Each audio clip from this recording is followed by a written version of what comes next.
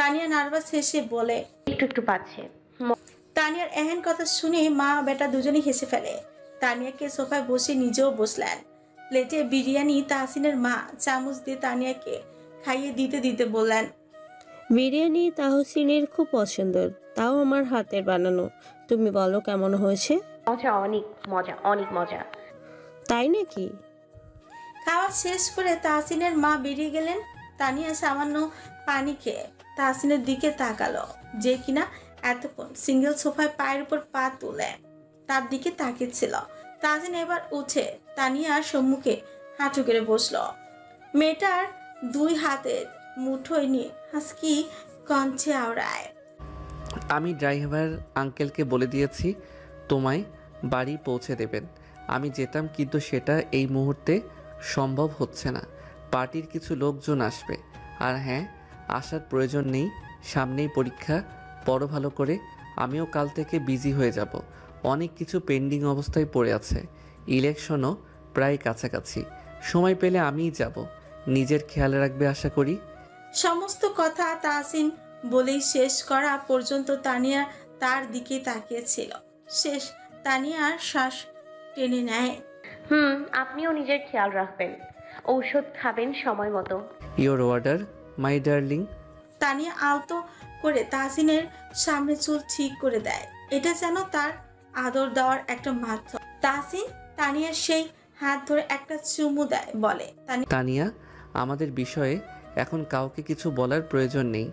যারা জানে তারা আমাদের আপনজন, এর বাহিরে কাউকে কিছু বলবে না। তানিয়া ফ্রি কুচকে খানিক অবাক হয়ে বলে, কেন? আমার ফিল্ড এত সহজ নয় জান। এখানে একে অপরের নরম জায়গার খোঁজে থাকে সবাই। একটু কিছু হলেই সেই নরম জায়গায় কামড় দেওয়ার স্বভাব আছে। আর আমার সব থেকে বেশি নাজুক জায়গা তুমি, আমার পরিবার। কিন্তু ফ্যামিলি নিয়ে খুব একটা টেনশন নেই, বাবা আছে এই দিকটা দেখার জন্য। কিন্তু তোমার দিকটা আমাকে দেখতে হবে, তোমার প্রতি আমার দায়িত্ব আছে।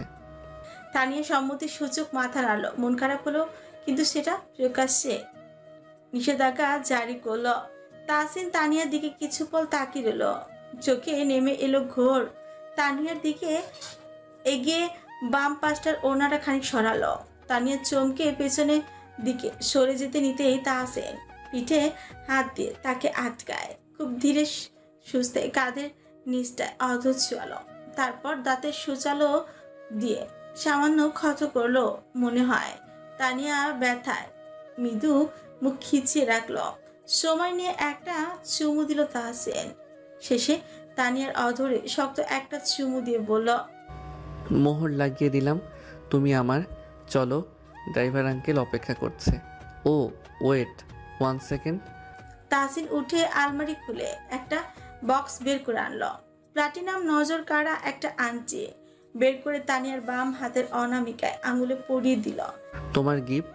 আর হ্যাঁ, তোমার অ্যাকাউন্টে তোমার দেনমোহরের টাকা পাঠিয়ে দিয়েছি, একবার চেক করবে মনে করে। তানিয়া ভরকে গেল। এত টাকা দিয়ে কি করবে?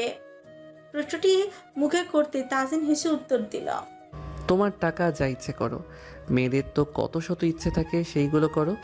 আমার কোনো ইচ্ছে নেই। মিনমিন করে তানিয়া বলল। তাহসিন দ্রুত শ্বাস ছেড়ে বলল, আচ্ছা বাবা, রাখো তোমার কাছে, আমি পরে নিয়ে নেব, ঠিক আছে?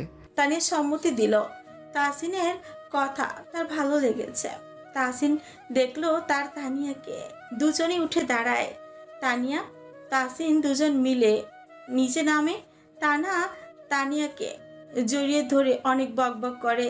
তানিয়া সবাইকে সালাম জানায়, তানাকে তার বাড়ি যাওয়ার কথা বলে যায়। তাহসিন গাড়ির দরজা খুলে তাকে বসিয়ে দেয়। গাড়ি ছাড়ার পূর্ব মুহূর্ত আগে তানিয়া তাহসিনের এক গালে হাত রেখে মৃদু স্বরে বলল, গালাগালি দেবেন না, মুখ নষ্ট হয় এবং শাস্তি হয় পরকালে। দেবেন না তো? দেব না জান, মিস ইউ। নিজের যত্ন নেবে। আপনিও। গাড়ি বাড়ির মেন দরজা হতে বেরিয়ে গেল। তাহসিন সেদিকে তাকিয়ে রইল কিছুক্ষণ। परदेसी परदेसी जाना नहीं मुझे छोड़ के। বোনের মুখে এহেন গান শুনে পিছু ফিরে তাকালো তাহসিন। তাহসিন হেসে উঠল। ইস রে, বিবাহিত ব্যাচেলার ভাই আমার। অনেক পেকেছিস, এইবার তোকে বিয়ে দিয়ে দেব। অনেক চোখের সামনে ঘুরঘুর করছিস। তানা ভিংচি কেটে বলল, আগে নিজের সংসার করো। ননদ ভাবির একটু চুরাচুরি হবেই, ভাইয়ের মাথায় হাত হবে। তাসিন আহমেদ বুখারি ভেবেই পাবে না কার সাইড নেবে, বোন নাকি বউয়ের। তাহসিন হেসে উঠলো। তাহসিন চোখ ছোট ছোট করে বলল, তাহলে তোকে আরো বেশি রাখা যাবে না? তোর ভাবনা তো খতরনাক। 2 দিন পর দিলবার দেওয়ান অ্যারেস্ট হয়েছে। নিজের করা কুকর্ম কতদিন ধামাচাপা দিয়ে রাখবে কালপ্রিটটা? সত্য হলো, সূর্যের উদয়ের মতো রাতের অন্ধকার যতই গভীর হোক না কেন, দিনের আলো একদিন ফুটবেই। সব কিছুর এক না একদিন বেরিয়ে আসে। দিলবার দেওয়ান নিজের পলিটিক্যাল ক্যারিয়ারের মধ্যে থেকে নানান অমানবিক কার্যক্রমে নিঃশব্দে চালিয়ে গেছেন। আরিশ কোনো কাঁচা খেলা খেলেনি, নিঃশব্দে কদম ফেলেছিল সে। তাহসিন তার সঙ্গে ছিল, নিজের সাধ্য মতো পাওয়ার ইউজ করেছে তাহসিন। এমপি নির্বাচনের জন্য তাকে একটু সরে সরেই চলতে হয়েছে, কিন্তু এই হামলায় একটা ফায়দা হয়েছে তাহসিনের, আর তা হলো জনতা সাপোর্ট। আগে যত না ছিল, এখন সেই সাপোর্টের হার বেড়েছে আকাশচুম্বী। যেদিন শিবার বাবার কাছ থেকে বেশ কিছু ডকুমেন্ট কালেক্ট করে আরিশ, ভদ্রলোকের দেওয়া অনেক ক্লু কাজে লেগেছে। শিবার বাবা এতদিন ডকুমেন্টগুলি যত্নে তুলে রেখেছিল, নিজে কিছুই করতে পারেনি সেই সময়। কেউ বাচ্চা পরিবারের মায়া, তাদের হারিয়ে ফেলার ভয় তাকে দমিয়ে রেখেছিল, কিন্তু আজ আসার হবু জামাই সেই সাহসের কাজ করে দেখিয়েছে। আর একদম গোড়া থেকে সব উপরে আনে, একটা প্রমাণ ও সাক্ষী রাখে দিলবার দেওয়ানের বিপরীতে। আর তারপর ওটাই হলো যেটা এতদিন হয়নি। বিভিন্ন আইনি ধারা জারি করলো দিলবার দেওয়ানের উপর। টিভিতে নিউজটি দেখার সাথে সাথে শিফার বাবা মিস্টার শেহজাদ সাহেব এক প্রকার লাফিয়ে উঠল। তার যেন এক্সাইটমেন্ট ধরে না, চিৎকার করে ডাকতে স্ত্রীকে। রুম থেকে বেরিয়ে স্বামীর নিকট এসে দাঁড়াতে মিস্টার শেহজাদ সাহেব বলে উঠছেন, দেখো, আমি তো বিশ্বাস করতে পারছি না হারামজাদার সর্বশেষ অ্যারেস্ট হয়েছে। জানো সিফার মা, আমি অনেক কিছু করতে চেয়েছিলাম কিন্তু না পেরে উঠতে পারিনি, কিন্তু আজ আমার হবু জামাই সেটা করে দেখালো যেটা আমি পেরে ওঠেনি। আল্লাহ ছেলেটাকে ভালো রাখুক। সেটা তো ভালো কথা, কিন্তু এইসব ঝামেলায় যদি কোনো অসুবিধায় পড়ে তোর ছেলেটা? আরে ধর, সেই ভয় করলে তো অন্যায়ের বিরুদ্ধে রুখে দাঁড়ানোর সাহসই করতো না। আমি কি বলি, ছেলেটাকে কাল দুপুরে লাঞ্চের জন্য দাওয়াত। শিফার মা বিরক্তি করে বলল, না, আরিশকে বলো তার পরিবার নিয়ে একদিন আমাদের বাড়ি আসুক। আরে পরিবার বলেও তো কিছু আছে, তার ওপর বিয়ে ছাড়া ছেলে মেয়ের এত মেলামেশা আমার ভালো লাগছে না। তুমি ওদের কালকেই আসতে বলো। মিস্টার শেহজাদ সাহেব কিছু ভাবলেন। সহধর্মিনী কথা ফেলার মতো না। কিছুক্ষণ চুপ থেকে তিনি সোজা কল করলেন আরিশের নাম্বারে। আরিশ কল রিসিভ করে সৌজন্যমূলকভাবে সালাম দিল। সুন্দর ভাষায় আলাপ চালালো মিস্টার শেহজাদের সাথে। কথার ফাঁকে কালকে পরিবার সহ দাওয়াত দিলেন তিনি। আরিশ না করলো না, ফোন নিয়ে সোজা নিজের বাবার কাছে গেল। ভদ্রলোক কিছুক্ষণ কথাবার্তা লাভের পর ডিসাইড করা হলো কাল সন্ধ্যায় আরিশ সহ তার পরিবারের সদস্যরা আসবে শিফার বাড়ি। কল কেটে যেতে আরিশ সোজা নিজের বাবার পাশে থপাস করে বসে পড়ল। বাবার দিকে তাকিয়ে থেকে বলল, কালকে আমি বিয়েটাও সেরে ফেলবো বাবা। মিস্টার শাহরিয়ার ছেলের এহেন কথা শুনে অবাক চোখে তার দিকেই চেয়ে থেকে বলল, পাগল হলে? বিয়ে মানে? কাল দুই পরিবার এক জায়গায় হব, ডেট ফিক্স, সাথে আরও নানান কথা আছে। আর তুমি তো বললে শিফা মায়ের সামনে পরীক্ষা। আরিশ সোফায় শরীর এলিয়ে দিল। লম্বা নিঃশ্বাস ত্যাগ করে জড়িয়ে যাওয়া কণ্ঠে ভাবলিসীন ভাবে বলে, পরীক্ষা তো কি হয়েছে? বিয়ে করলে কি আমি ওর বই খাতা খেয়ে ফেলবো? পরিবারের সম্মতি আর আমাদের রাজামন্দিতে বিয়ে হবে, ঘরোয়া ভাবে। আর এরকম তো নয় যে তুমি পঞ্চাও আমার শ্বশুরবাড়ি থেকে। মোটেও না, এটা হারাম। একদমই তাই। ঠিক তেমনি বিয়ের আগে ছেলে মেয়ের কাছাকাছি আসাও হারাম। তা তো বিয়ে করতে চাইছে বাবা, আর হারাম কিছু করতে ইচ্ছা করছে না। ছেলের এন লাগাম ছাড়া কথা মিস্টার শাহরিয়ার অবাক হয়ে রইলেন। ছেলেটা তার ঠোঁটকাটা বিরাজ। ভাবলিসীন ভাবে চলে গেল সে। তার মানে বাবার সামনে এরকম কথা বলতে হবে? আরিশ এর দিকে তাকিয়ে চোখ রাঙিয়ে তিনি বললেন, বাবা হই আমি তোমার, সামলে কথা বলো। বাবা হও বলেই তো বলছে, ছেলের দিকে একটু নজর দাও বাবা। বউ ছাড়া আর কতদিন, বউ ছাড়া আর কতদিন। তোমার বউ আছে দেখে আমার কষ্ট চোখে পড়ে না। বেশরম কথাকার। মিস্টার শাহরিয়ার উঠে চলে যেতে নিলে আরিশ শরীর কাঁপিয়ে হেসে উঠল, জোর গলায় বলল, বাবা কাল তোমার ছেলের বিয়ে, শ্বশুর হবে তুমি কাল, এখন তো একটু মায়ের আঁচল ছাড়ো। আমিও দেখবো তুমি কত বৌমাকে ছেড়ে থাকো। আমি তো ওকে নিজের বুক পকেটে লুকিয়ে রাখবো বাবা। বলে আরিশ আরো এক দফা হেসে উঠল। বিয়ে নিয়ে তার প্ল্যান কিছুটা ভিন্ন ছিল, কিন্তু আর নিজেকে দূরে সরে রাখতে পারছে না সে আদুরে মেয়েটার থেকে। চোখ বন্ধ করতে শিফার হাসিমাখা মুখ ভেসে উঠে। সকাল থেকে একের পর এক আয়োজন হয়ে চলেছে, নানান পদের রান্নার সাথে বাড়িঘর গুছিয়ে পরিপাটি করে রাখার চেষ্টা চলছে।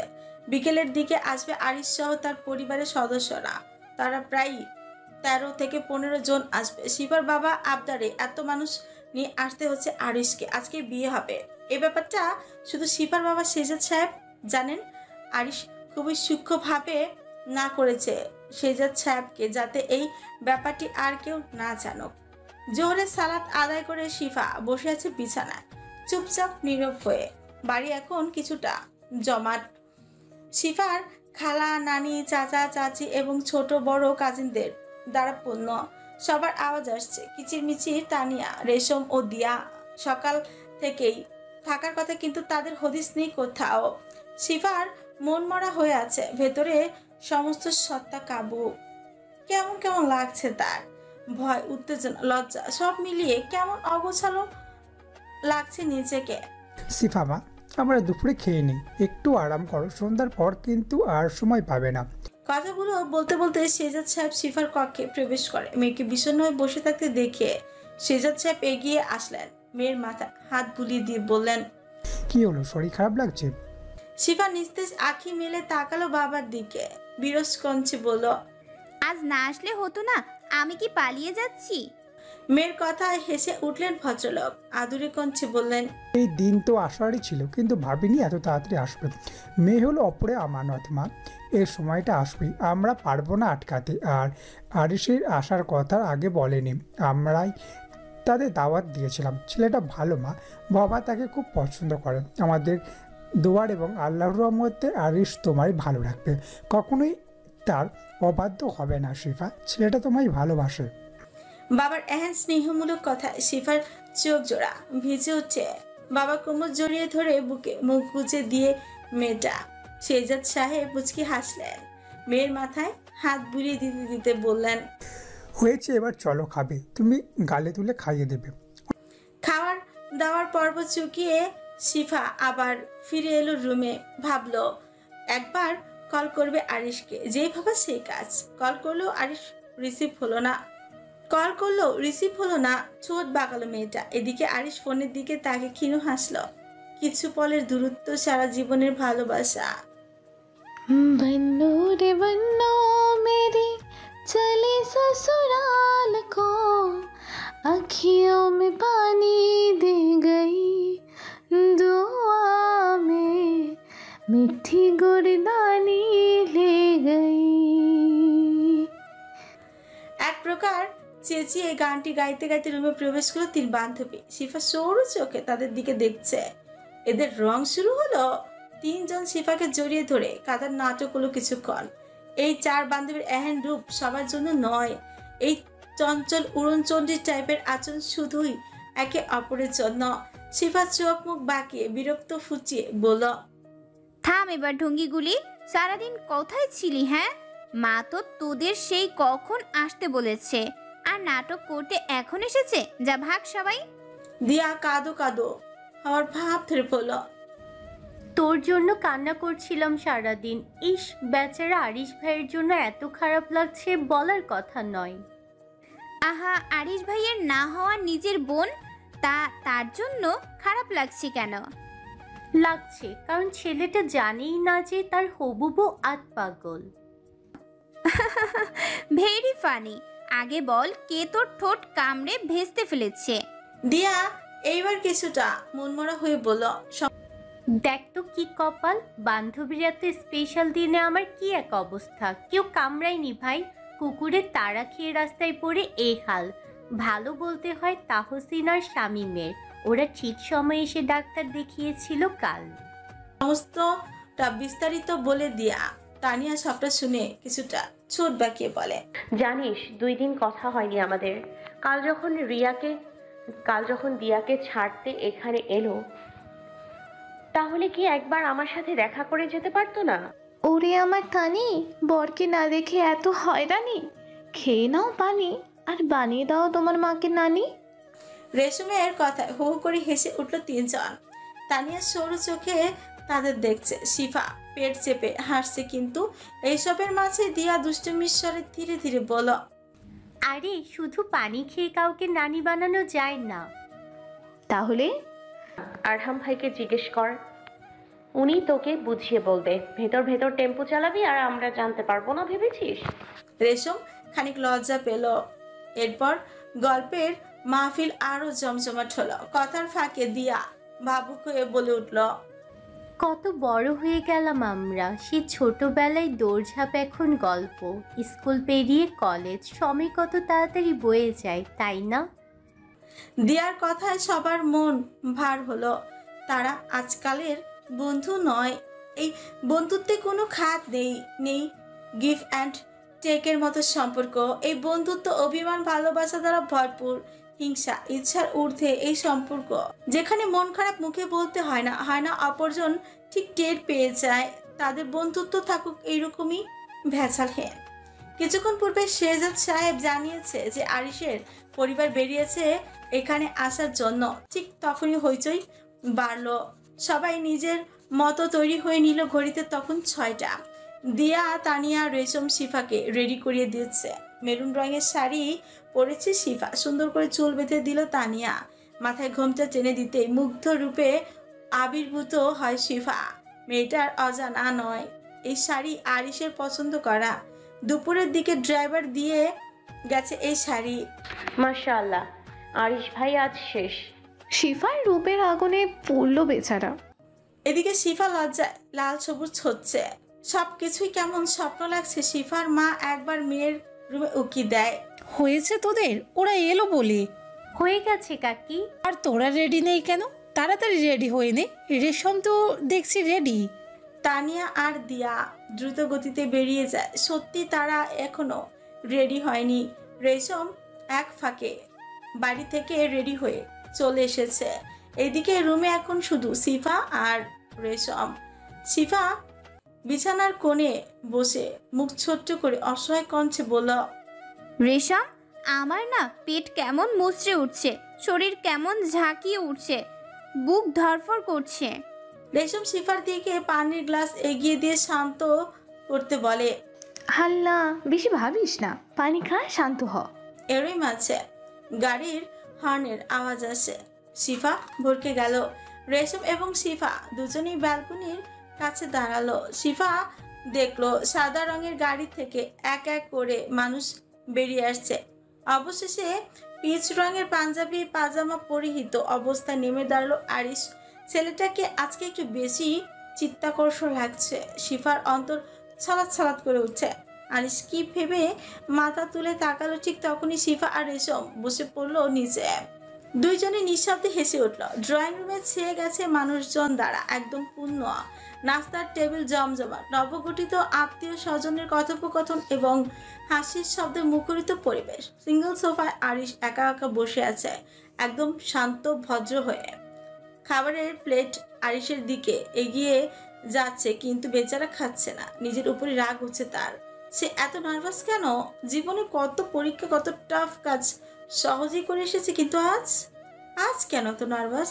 আজ এক বাবার কাছ থেকে তার মেয়েকে চেয়ে নেবে, মেয়েটার দায়িত্ব নেবে এবং নিজের নামের সাথে তার নাম রঙিন করে রাঙিয়ে দিবে আরিশ। তাই হয়তো এত নার্ভাস সে। ভাই সাহেব, আপনাদের সবার সাথে পরিচয় হয়ে যে এত ভালো লাগছে তা বলার বাইরে। তা ভাই, আপনাদের বিজনেস কি নিয়ে? অনেক ধন্যবাদ ভাই, আমাদের ফার্নিচারের বিজনেস। আচ্ছা ভাই, একটা কথা বলি, যদি কিছু মনে না করেন। অবশ্যই বলুন। আসলে মেয়ে আমার একটাই, আর কোনো সন্তান নেই আমার। একটু চঞ্চল কৌতূহলী স্বভাবের, কথা বলে না বুঝি। আমার মিনিতি মেয়েটাকে আপনার নিজের মতো করে গুছিয়ে নেবেন। ওর ছোট থেকে ছোট কষ্ট আমি মানতে পারবো না। কথাটি বলতে গিয়ে শেহজাদ সাহেবের কণ্ঠ কেঁপে উঠল। মেয়ের বাবা তিনি, এই কষ্ট তিনি ছাড়া আর কেউ বুঝবে না। মিস্টার শাহরিয়ার মৃদু হেসে তার হাত ধরে আশ্বাস কণ্ঠে বলে, আমাদেরও ছেলে একটাই, মেয়ে নেই। শিফার আমাদের মেয়ে হয়ে থাকবে, আপনি কোনো চিন্তা করবেন না ভাই। মেহরে বিন, আর একটা কথা, মানে মেয়ের সাথে আমরা কি পাঠাবো মানে? শেহজাদ সাহেবের আমতা আমতা কথায় আরিশ সাথে সাথে মাথা তুলে দ্রুত বলে উঠছে, আঙ্কেল, এটা আপনি কি বলছেন? সেটাই তো, আপনি এটা বললেন কি করে? আমাদের সব আছে, মেয়ে নেই। মেয়ে দিন ভাই সাহেব। আর যারা মেয়ের বাবার কাছ থেকে মেয়ে ছাড়া অন্য কিছু ধার্য করে তারা মানুষ না, অমানুষ। তারা স্ট্যান্ডার্ড ভিখারি। শেষের কথাটি বলে খানিক হাসে মিস্টার শাহরিয়ার। শেহজাদ সাহেব মনে মনে আল্লাহর নিকট শুকরিয়া আদায় করে। নিজের মেয়ের ভাগ্যের উপর বাবা অতি মাতৃক সন্তুষ্ট। দোয়া করে মনে মনে, অনেক দোয়া, বাবা জাতীয় সুন্দর দোয়া। এক প্রকার তাদের গল্পই জমে উঠল। অতঃপর ডাকা হয় শিফাকে। আরিশের মনটা ক্ষণিক উৎফুল্ল হয়, সূক্ষ্ম হাসির রেখা দেখা যায় চোচের কোণে। এদিকে শিফা অস্থির হয়ে অন্তরে দামাম্মা বাজছে, হইচই করছে বদনের এক একটা অঙ্গ। মাথায় ঘোমটা টেনে একবার নিজেকে দেখে নেয় আয়নায়, তারপর রেশম সহ এগিয়ে যায় ড্রয়িং রুমের দিকে। শিফাকে আসতে দেখে উপস্থিত সবাই তার দিকেই তাকিয়ে ধীর কদমে কাপা কাপা বদনে এগিয়ে আসছে এক রমণী। শিফা মৃদু স্বরে সালাম করে। আরিশের এক দাদি শিফাকে টেনে নেয় নিজের পাশে, থুতনি ধরে মুখটা একটু তুলে ধরে শিফার ছোট্ট চোখে পরক করে বলে। শিফার মুখটা চুপসে গেল। আর সামান্য হেসে দাদির উদ্দেশ্যেই বলল, দাদিও আমাকে মেনে নিয়েছে, এটা আমার সৌভাগ্য। গোটা ওকে আমার ভালো লাগে। সেখানে তোমাদের না আমার কাছে একটু ম্যাটার করে না। একটু গম্ভীর হয় এবার এক প্রকার শিফাকে টানাটানি শুরু। কেউ বলে আমার পাশে বস, এবার অন্য কেউ বলে আমার পাশে। নানান কথার তালে তালে শিফার উত্তর আসে। কেউ কিছুটা কমফোর্ট ফিল করে। এদিকে তানিয়া আর দিয়া শিফার মায়ের হাতে হাতে কিচেনে সাহায্য করে। বাড়িতে প্রবেশ করে তাহসিন আর আরহাম।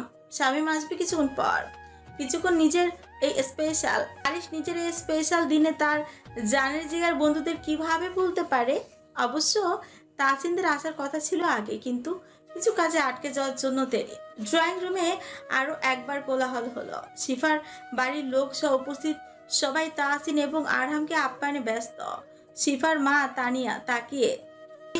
তানিয়ার দিকে তাকিয়ে মিটিমিটি হাসলো। অতঃপর বড় ট্রেতে নাস্তা সাজিয়ে দিয়ে তানিয়ার হাতে দিল। যা দিয়ায়, আর দিয়া পানি নিয়ে যা তুই, আরো কিছু লাগলে আমাকে বলিস। তানিয়ার ট্রে নিয়ে এগিয়ে গেল সেদিকে। তাহসিনের সামনে টি টেবিলে রেখে তার দিকে একবার তাকালো।